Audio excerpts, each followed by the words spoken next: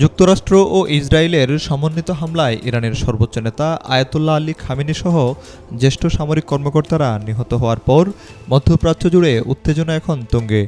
যৌথ হামলায় পরপরই ইরান পাল্টা জবাব দিতে শুরু করে। বিশ্লেষকদের মতে ইরানের হাতে রয়েছে একটি বিশাল ক্ষেপণাস্ত্র ভান্ডার। যুক্তরাষ্ট্র ও ইসরায়েলের জন্য এটাই সবচেয়ে বড় মাথাব্যথার কারণ। প্রতিরক্ষা বিশ্লেষকরা বলছেন, মধ্যপ্রাচ্যে সবচেয়ে বড় ও বৈচিত্র্যপূর্ণ ক্ষেপণাস্ত্র ভান্ডার রয়েছে ইরানের। দেশটির হাতে অনেক স্বল্প, মাঝারি ও দূরপাল্লার ব্যালিস্টিক ও ক্রুজ মিসাইল রয়েছে। কাছাকাছি থাকা লক্ষ্যবস্তুকে দ্রুত আঘাত হানার জন্য ইরানের হাতে রয়েছে ১৫০ থেকে ৮০০ কিলোমিটার পাল্লার ব্যালিস্টিক ক্ষেপণাস্ত্র, যাদের মধ্যে ফতেহ ভেরিয়েন্টের জুলফিকার, কিয়াম-১ ও শাহাব-১ ও ২ অন্যতম। ইরানের ১.৫ থেকে ২,০০০ কিলোমিটার পাল্লার ক্ষেপণাস্ত্রগুলো মূলত যুদ্ধের মোড় ঘুরিয়ে দিতে পারে।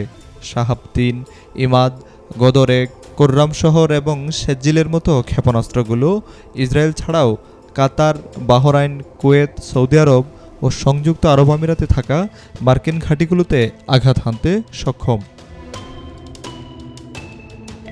ইরানের হাতে রয়েছে সোমার, ইয়ালি, কোদস, পাভেহ এবং রাদের মতো ক্রুজ মিসাইল। ২,৫০০ কিলোমিটার পাল্লার সোমার ক্ষেপণাস্ত্র মাটির খুব কাছ দিয়ে উড়ে গিয়ে রাডার ভাঙে দিতেও সক্ষম। এর সঙ্গে যুক্ত হয়েছে ইরানের সস্তা কিন্তু কার্যকর ড্রোন।